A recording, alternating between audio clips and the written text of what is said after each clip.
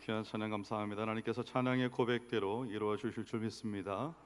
우리 옆에 분과 인사하시겠습니다. 사랑합니다. 네, 오늘 레위기 3장 12절부터 17절까지 말씀으로 평화의 잔치, 삶의 화목제라는 제목으로 여러분과 함께 말씀을 나누고자 합니다. 우리가 살면서 누군가에게 깊은 미안함을 느낄 때를 한번 경험해 보셨을 겁니다. 평범한 미안함이 아니고 마음속 깊이 사무쳐서 빨리 사과하고 싶고 그 문제를 빨리 해결하고 싶은 그런 일이 있을 때 여러분 혹시 어떻게 하십니까? 대부분 가서 즉각 사과를 하고 그리고 상대에게 이전보다 좀 더 잘 해주려고 애쓰게 되겠죠. 기회를 봐서 아니면 또 기회를 만들어서라도 식사라도 함께 하고 마음의 진심을 표현하고 화해하고 화목하고 그렇게 애쓰지 않겠습니까? 그래서 이제 그동안에 어색하고 불편했던 관계들을 이제 깨트리고 대화의 물꼬를 트고 그래서 이런 과정을 통하여서 우리가 깨어진 관계를 회복하고 삶의 평화를 되찾는, 좀 전에 찬양해 주셨는데 삶의 평화를 되찾는 그런 노력들을 하게 되겠죠. 이런 것들이 우리의 마음에 기쁨, 평안 이런 것들을 가져다 주게 됩니다. 오늘 우리가 함께 나누게 될 말씀이 바로 이 관계 회복과 또 평화의 경험을 하나님의 거룩한 임재함에서 모두가 함께 누리게 하는 거룩한 제사, 화목제에 대해서 우리에게 말해줍니다. 레위기는 거룩하신 하나님께서 어떻게 죄악된 백성과 함께 거하실 수 있는가, 이 질문에 대해서 우리에게 답을 주고 또 하나님과의 동행 그리고 하나님께 대한 갈망을 해결할 수 있는 열쇠를 우리에게 알려줍니다. 그 중에 이 화목제가 그 동행의 기쁨과 평화를 누리게 되는 아주 핵심적인 통로가 되었던 것입니다. 여기서 우리가 화목제에 대한 우리의 쉽게 생각하는 오해들을 좀 바로잡을 필요가 있습니다. 보통 화목제라 하면 하나님과 화목하고 싶어서 드리는 제사다 이렇게 많이 생각하십니다. 왜냐하면 하나님께 늘 죄송하고 미안하고 그 마음이 커지면 하나님께 잘 보여서 또 하나님과 더 좋은 관계를 유지하고 싶고 그런 마음을 표현하는 것이 화목제가 아닐까라고 생각하실 수 있는데, 여러분, 화목제는 하나님과 화목을 이루기 위한 제사가 아닙니다. 오히려 이미 하나님과 화목이 이루어진 상태에서 그 화목을 유지하고 또 자신이 하나님과 화목하게 살고 있고 하나님께 감사하며 살고 있는 것을 이웃들 가운데 알리고 함께 즐거워하고 또 이웃들을 나의 즐거움과 감사 가운데 참여하게 만드는 것, 그것이 이 화목제입니다. 그래서 화목제는 하나님과의 평화를 누리면서 감사하고 그 감사를 이웃과 함께 나누는 잔치의 성격이 강합니다. 오늘 이 이웃이라는 단어를 잘 주의하셔서 기억하시고 들으시면 좋겠습니다. 자, 레위기에 하나님께 나아가는 5가지 제사가 있습니다. 번제, 소제, 화목제, 속제제, 속건제. 네, 아직까지는 좀 쳐다보고만 계시네요. 네, 이제 한 10번 정도 더 하면 여러분들의 입에서 이렇게 줄줄줄 나오실 것 같은데요. 이 제사들이 다 각각의 아주 특수한 목적과 의미들을 다 담고 있습니다. 그리고 하나님께 나아가는 논리적인 순서들이 있습니다. 하나님께 나아가는 순서는 제가 지금 말씀드린 5가지 순서는 아닙니다. 바뀌게 되죠. 화목제는 사실 하나님께 드리는 제사의 절차 중에 가장 마지막에 위치하는 이른바 영적인 완성이라 생각해도 무방하겠습니다. 우리의 잘못으로 하나님과의 관계가 깨졌을 때 그 관계를 회복하려면 먼저 내 죄를 참회하는 어떤 제사일까요? 속죄제. 네, 속죄제를 가장 먼저 드려야 됩니다. 그리고 이 속죄제는 제가 지난 시간에 무엇을 어떤 죄를 회개하는 것이라고 했습니까? 부지 중에 지은 죄. 네, 대답을 잘 안 해주시니까 제가 너무 좋네요. 네, 부지 중에 지은 죄입니다. 혹은 내가 알지 못하게 내가 더러워졌을 때, 정결하지 못하게 되었을 때, 그때 이제 이 속죄제를 드립니다. 그래서 하나님과의 관계를 정결하게 만드는데 그 초점이 있습니다. 이렇게 속죄제를 드린 다음 하나님과의 관계가 회복된 이후라야 비로소 어떤 제사를 드리는가 하면 하나님의 이름을 높여 드리는 번제를 드릴 수 있습니다. 번제는 제물 전체를 다 태워서 하나님께 드리는 것인데 예배자의 어떤 전적인 헌신, 하나님께 대한 절대적인 순종, 이런 것들을 의미하는 겁니다. 그래서 하나님 앞에 우리 자신을 온전히 봉헌하고 헌신하는 것이 번제입니다. 이렇게 하나님과의 관계 회복인 속죄죄와 하나님의 이름을 높여드리는 번제를 드리고 나면 우리 안에 넘치는 감사를 이웃과 함께 나누고 싶을 때, 그때 우리가 자원하여, 강제로 하는 거 아닙니다, 자원하여 화목제를 드리게 됩니다. 요약하면 화목제는 앞선 번제 없이는 단독으로 드릴 수 없는 겁니다. 하나님이 먼저이고, 그리고 하나님께 대한 헌신, 나를 드리는 것이 선행되어야 됩니다. 그런 다음에 이웃에게 나누는 것이죠.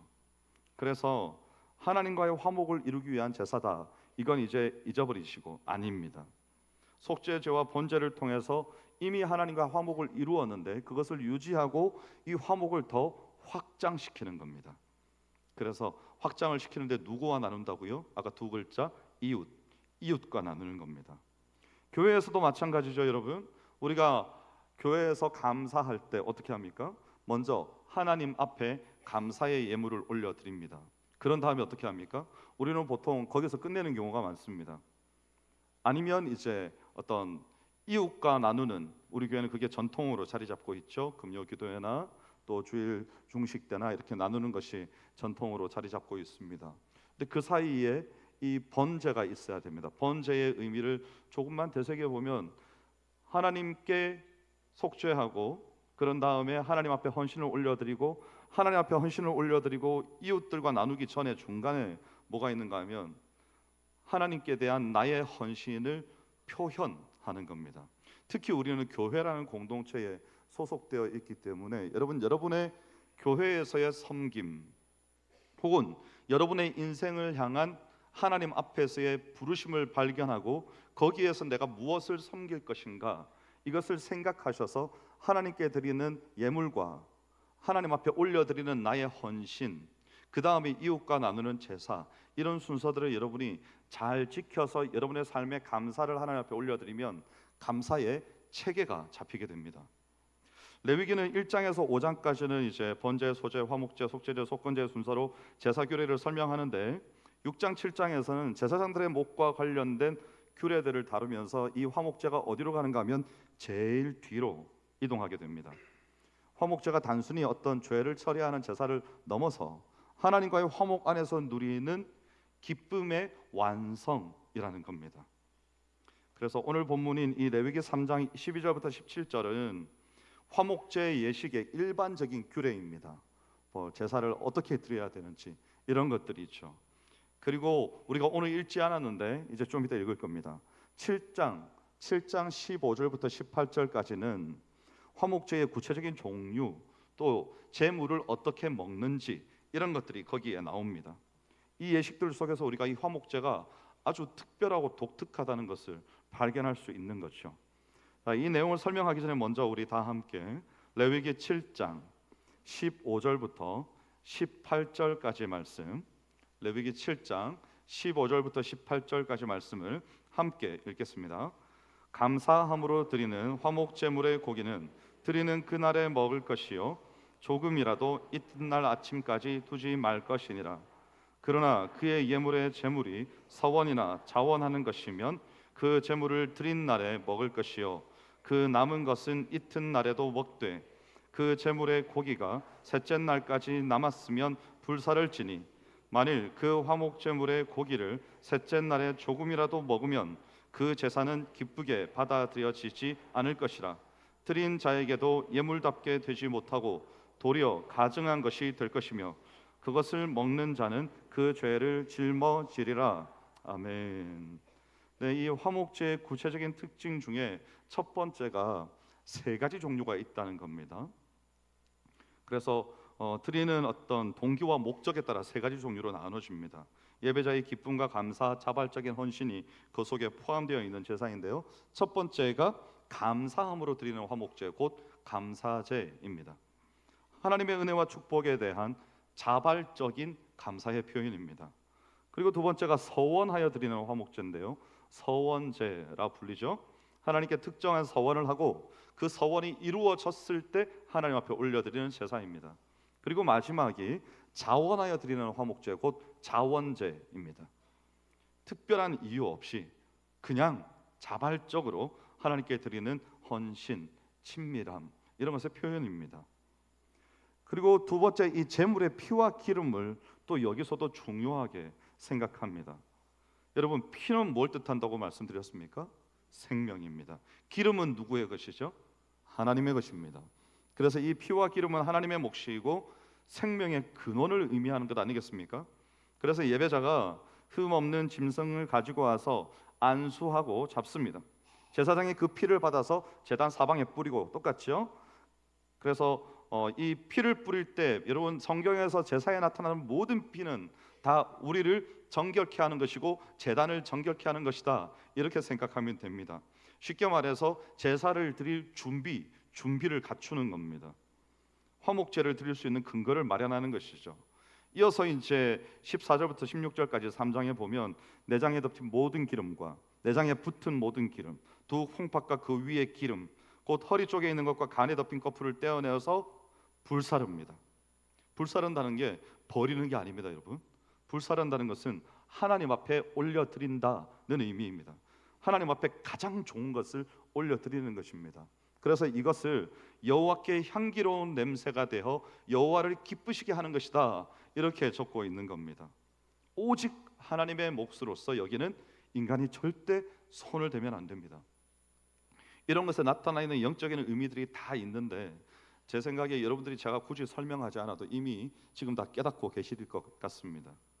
그리고 세 번째, 이 제물과 함께 먹는 잔치, 이 잔치는 이제 하나님과 제사장과 이 예배자의 교제를 말합니다.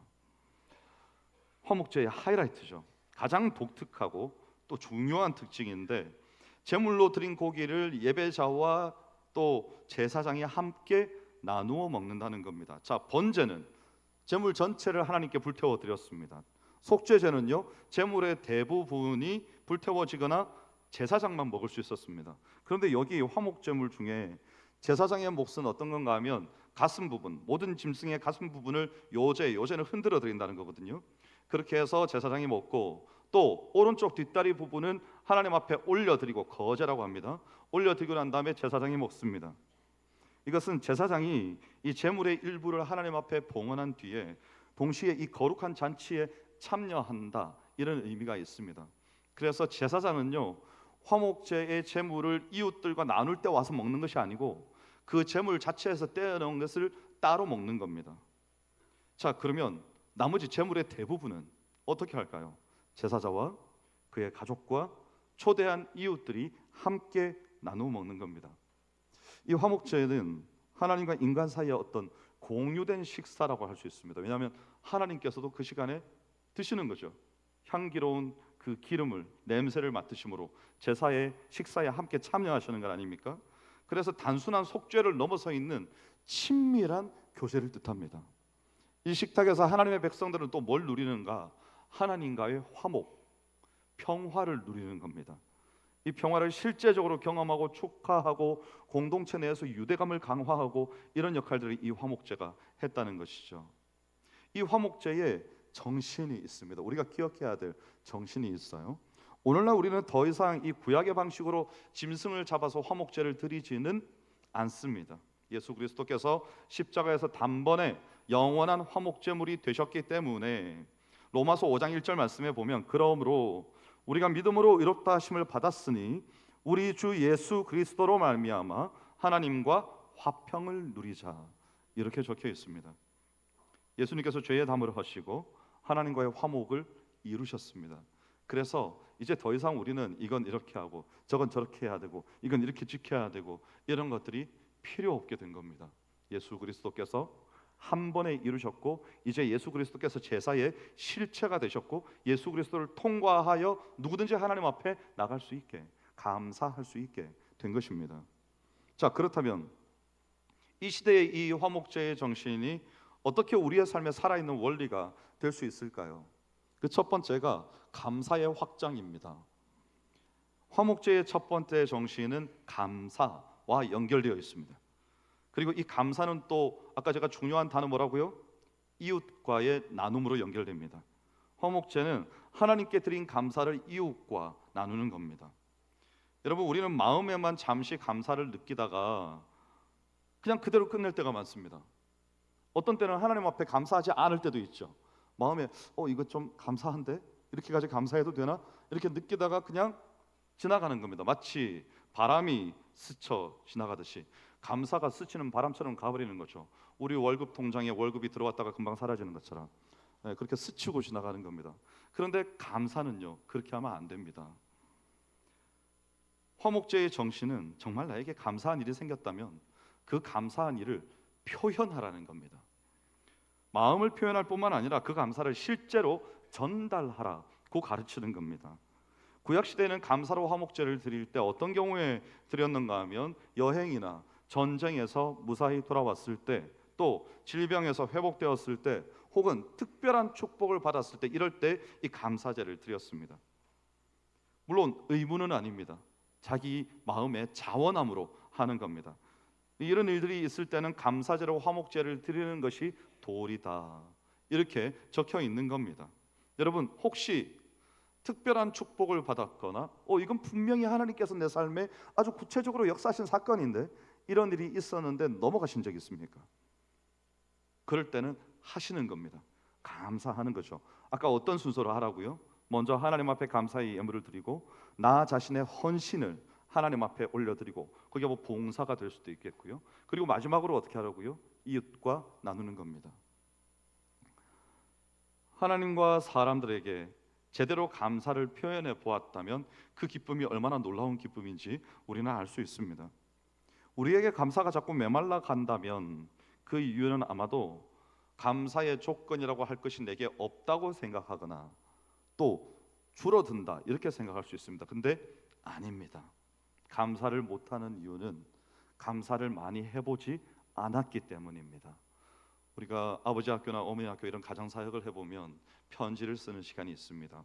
그 중에 2주차나 3주차쯤 되면 뭘 하는가 하면 아버지 학교에서는 이제 예를 들어서 아내에게 감사한 12가지 이유, 이런 거 작성해 오게 합니다. 생활 과제죠. 자녀에게 감사한 12가지 이유, 이런 것도 쓰게 합니다. 여러분에게 지금 종이 한 장을 딱 드리고 펜을 드린다면 몇 가지 정도 쓰실 수 있을 것 같습니까? 대부분 3가지에서 4가지. 그리고 난 다음에 펜을 멈춥니다. 왜죠? 생각이 안 나요. 뭐가 감사한지 깊이 생각해 본 적이 없는 것이죠. 정말 놀랍게도 여러분, 내가 하나님께 감사한 이유를 10가지만 써보라. 여러분 자신이 있으십니까? 줄줄줄줄 써내려갈 자신이 있으십니까? 못하실걸요. 네, 생각을 한참 하셔야 될 겁니다. 왜냐하면 그렇게 감사한 것들을 헤아려 본 일이 많이 없기 때문입니다. 그래서 우리에게 이 감사가 중요한 것이죠. 자꾸 표현해야 되는 것입니다. 두 번째는 헌신의 확장입니다. 화목제 안에는 서원제와 자원제의 정신도 담겨 있는데요. 서원제가 뭔가 하면 하나님 앞에 소원을 아뢰고 그 소원이 이루어졌을 때 우리가 드리는 제사를 말합니다. 중요한 것은 혼자서 감사하고 끝내는 것이 아니라 이 또한 그 감사를 이웃들과 함께 나누는 것인데, 더 나아가서 서원한 일이 이루어지기 전에 미리 감사하는 경우도 있습니다. 하나님 보시기에 아름다운 일이죠. 그런데 여러분, 이런 거는 안 하셔도 됩니다. 예를 들어서 여러분이 교회의 중직자라고 생각해 봅시다. 그래서 하나님 앞에 늘 올려드리는 이를테면 11조 헌금이 있었습니다. 거의 정해진 금액이죠. 그런데 갑자기 일터의 경제가 기울었습니다. 그래서 더 이상 이전처럼 11조를 할 수 없게 되었습니다. 제가 전 교회에서 그런 장로님을 만나뵌 적이 있습니다. 장로님이 저에게 예배가 마친 다음에, 사업장 예배가 마친 다음에 저에게 말씀하셨습니다. 목사님, 요즘 사업이 많이 힘듭니다. 그런데 저는 하나님 앞에 헌금은 그대로 하고 싶었습니다. 그래서 매달 11조를 대출받아서 드립니다. 그러시는 거죠. 여러분, 이런 일에는 절대 아멘 하시면 안 됩니다. 그렇게 하시면 안 돼요. 네. 여러분, 하나님이 돈이 없으신가요? 아닙니다. 있는 바대로 우리의 형편과 상황을 다 하시는 하나님 앞에 정직하고 솔직하며 거룩하게 구별하여 있는 그대로 드리면 되는 겁니다. 굳이 빚내가면서 그렇게 헌금하실 필요가 없습니다. 하더라도 혹 마음에 강한 어떤 동기가 있다, 한 번쯤 그렇게 할 수 있다고 생각합니다. 여기에서 서원제, 하나님 앞에 서원한 것을 나중에 이루어 주셨을 때 감사하여 드리는 것도 우리가 서원해 놓고 하나님 이루어 주실 줄 믿습니다 하고 미리 드리는 경우도 있습니다. 그거 한두 번 그렇게 할 수 있습니다. 근데 계속 그렇게 하지는 마십시오. 여러분, 우리의 헌금이 우리로 하여금 시험에 들게 만들면 안 됩니다.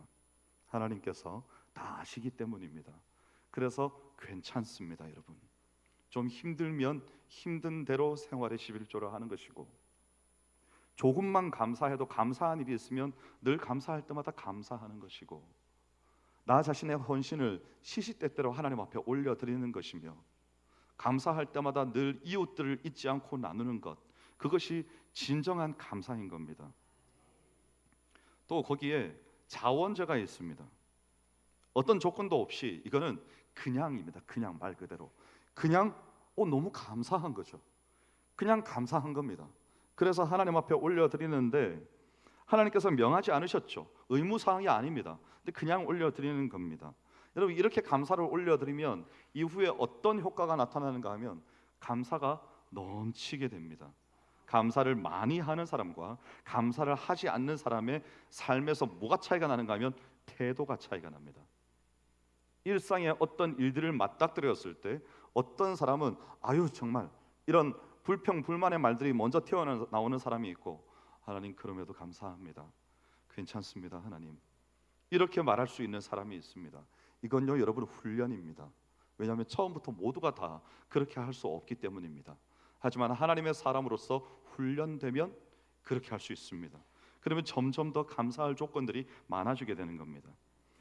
화목제 정신의 세 번째는 이웃과의 화목은 감사의 완성이라는 겁니다. 핵심적인 교훈이 뭔가 하면 이웃이 화목제의 필수 요소라는 거죠.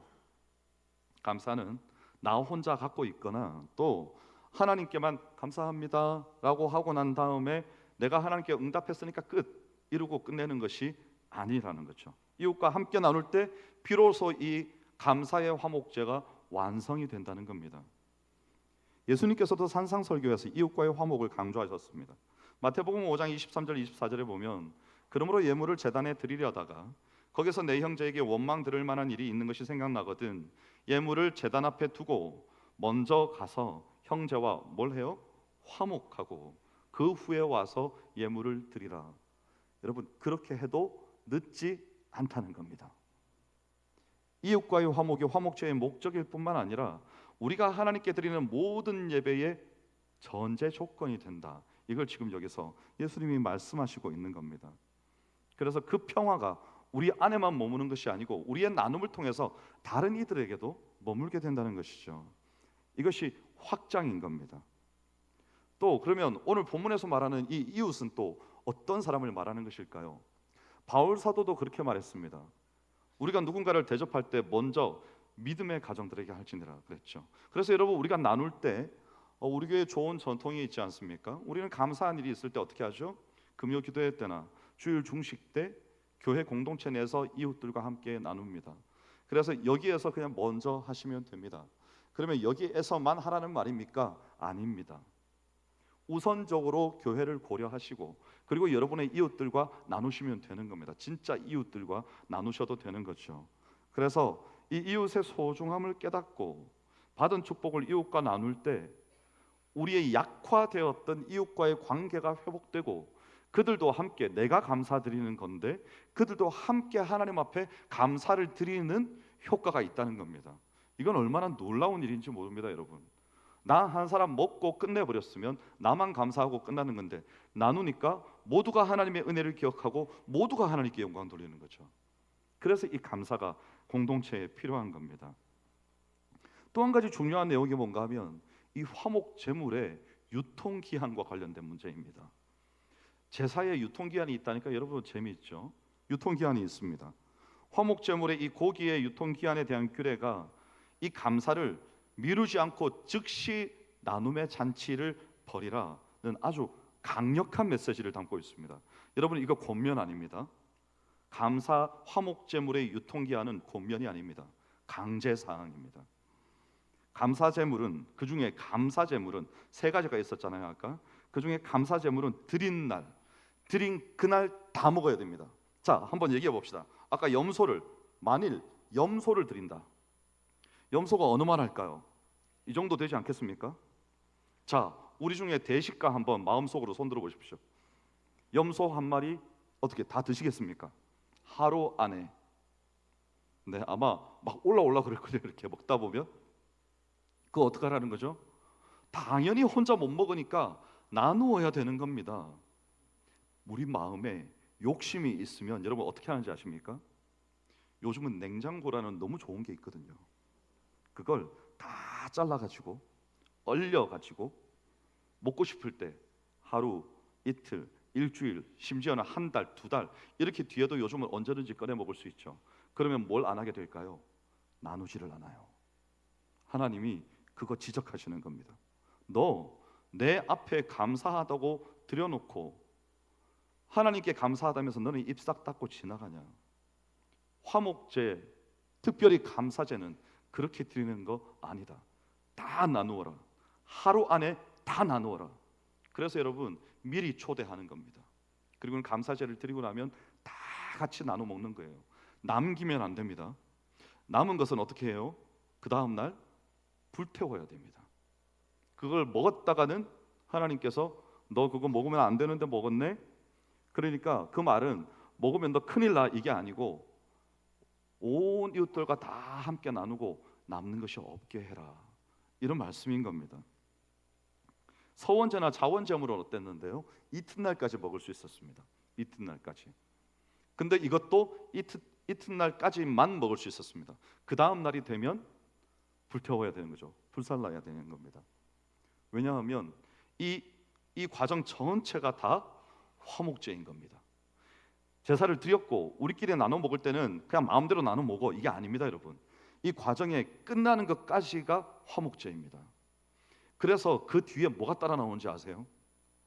화목제에 이웃과 나누어 먹는 음식에 참여할 수 있는 자격이 나옵니다.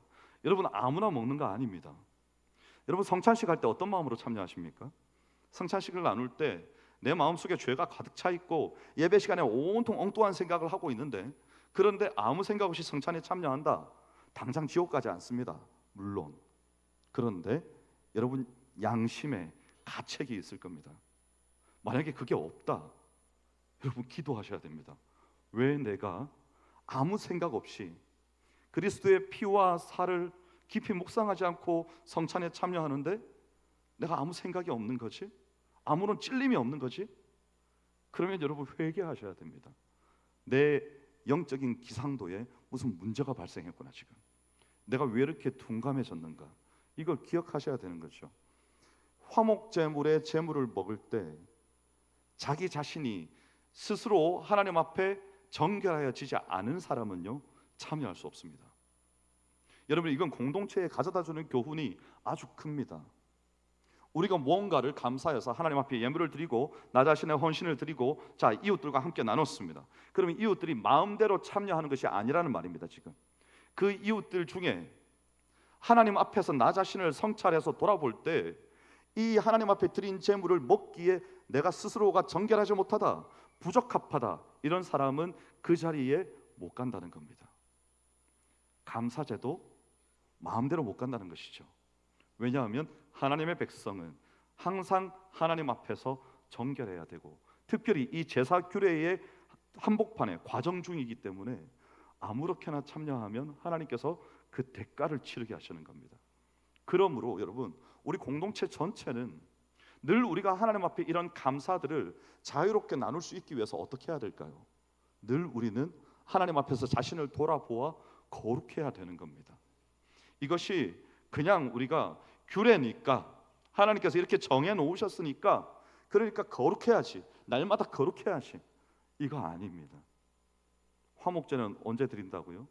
감사할 때 자원함으로. 참여하는 사람들은 억지로 참여합니까? 아니요. 함께 감사하고 주께 영광 돌리기 위해서 참여하는 겁니다. 그러면 하나님 앞에 올려드리는 그 제사에 참여함에 있어서 정결함이라는 것도 억지로 하는 게 아니겠죠. 늘 그 주께서 베푸시는 잔치에 우리가 참여할 수 있기 위해서 우리는 기쁨으로 나 자신을 정결케 하는 겁니다. 이 말을 기억하십시오, 여러분. 기쁨으로 참여하는 겁니다. 나 자신을 정결케 하는 것이 내게 속박과 구속이 아니라 기쁨으로 하나님 앞에 감사하는 이 잔치가 내가 너무나도 좋아서 늘 나 자신을 정결하고 거룩하게 함으로 항상 그 잔치에 내가 참여하고 싶습니다. 왜냐하면 내가 주님을 너무 사랑하기 때문에, 내가 주님을 너무 기뻐하기 때문에, 내가 주님 앞에 무엇이든지 올려드리고 싶기 때문에, 그래서 나 자신을 정결하게 함으로 온 공동체가 함께 정결해져서 늘 잔치에 참여하는 겁니다. 그런 자세를 오늘 우리에게 이 본문의 말씀이 요구하고 있다는 것이죠.